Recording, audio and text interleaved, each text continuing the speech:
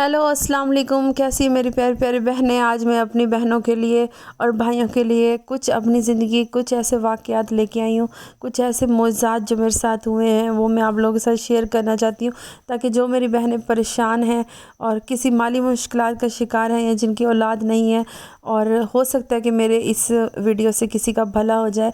As a मुस्लिम हम इस बात पर यकीन करते हैं कि जितने भी दुनिया में प्रॉब्लम्स होते हैं उन सब का सलूशन अल्लाह पाक ने कुरान पाक में रखा है। बस बात यकीन की होती है और अमल करने की होती है। आज मैं आपको बताऊंगी कि एक अमल ने मेरी ज़िंदगी किस तरह से बदली, किस तरह से मेरी ज़िंदगी बे औलादी से औलाद की तरफ आई और 10 साल के बाद अल्लाह पाक ने मुझे बेटों से नवाजा।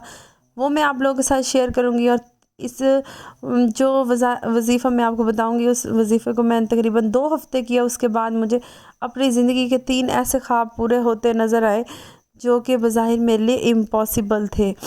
बेशक अल्लाह पाक कुरान में फ़रमाते हैं कि हर मुश्किल के बाद आसानी है, हर प्रॉब्लम का सलूशन है, लेकिन ये है कि हमें दीन पर साबित कदम रहने की ज़रूरत है और अल्लाह पर हमारा ईमान पुख्ता होने की ज़रूरत है। और इंसान हम क्या करते हैं कि हम बेसब्रे हो जाते हैं, नाशुक्रे हो जाते हैं।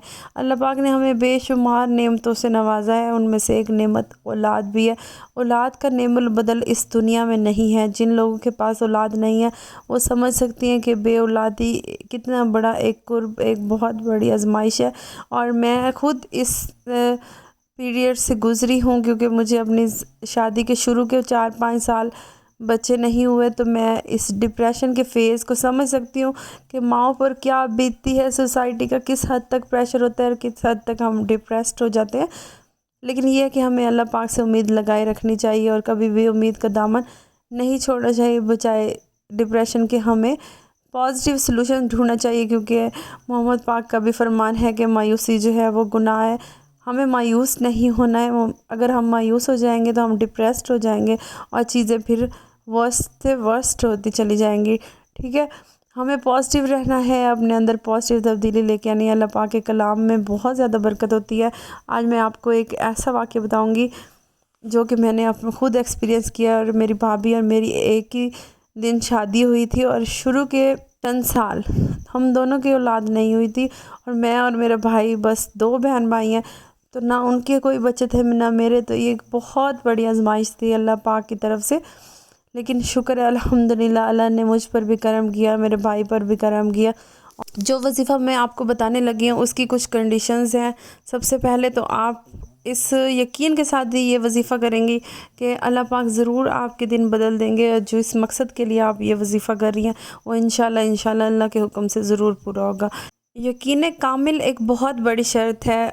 जब हम कोई वज़ीफ़ा बेदिली के साथ करते हैं या फिर हम यकीन हमें नहीं होता, हम जस्ट चेक करने के लिए कि ये वर्क करता है नहीं करता, तो फिर अल्लाह बेनियाज़ है। जब बंदा गाफिल होता है तो अल्लाह उससे डबल गाफिल होता है। तो आपने इस यकीन को अपने अंदर पैदा करना है। और वो यकीन किस तरह से आएगा? यकीन की मंजिलें जो होती हैं, यकीन कामिल, वो आहिस्ता आहिस्ता हम तय करते हैं।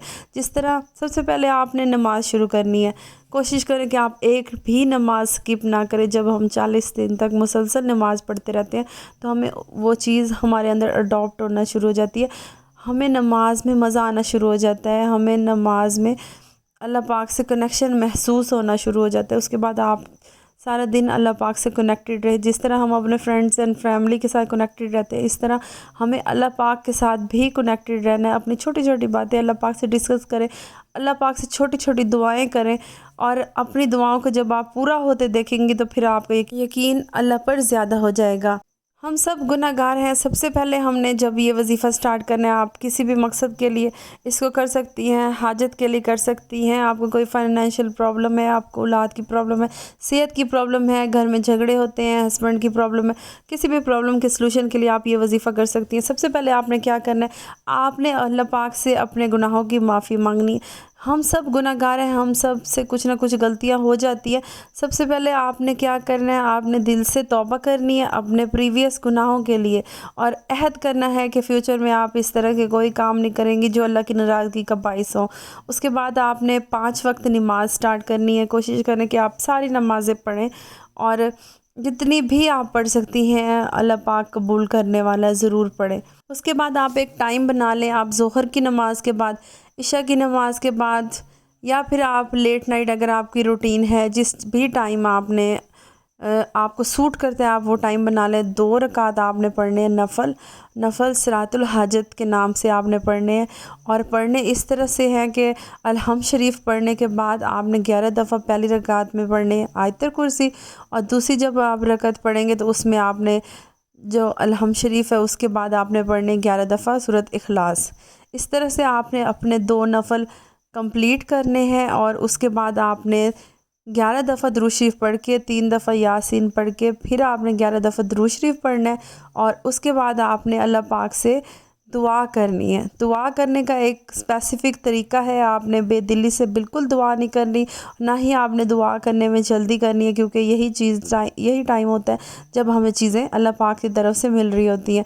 آپ نے محمد پاک کے وسیلے سے دعا کرنی ہے کہ اے اللہ، میں نے جو یہ 2 نوافل ادا کیے ہیں، میں محمد پاک کے وسیلے سے تجھ سے دعا کرتی ہوں، جو بھی آپ کا مقصد ہے وہ آپ اپنے ذہن میں رکھیں، اس کے بعد آپ دعا کریں، اور اس طرح آپ نے پورا ہفتہ کرنا ہے کنٹینیوس، ایک ہی ٹائم آپ بنا لیں۔ میں ظہر کے بعد یہ وظیفہ کرتی تھی، اور میری بھابھی نے جب یہ وظیفہ سٹارٹ کیا تھا تو ڈاکٹر نے انہیں جواب دے دیا تھا کہ ان کے ٹیسٹ ٹیوب کے بغیر بیبیز نہیں ہو سکتے، لیکن اللہ پاک نے اس وظیفے کی بدولت ان کو 2 سال میں 2 بیٹے عطا کیے۔ الحمدللہ، شکر ہے الحمدللہ۔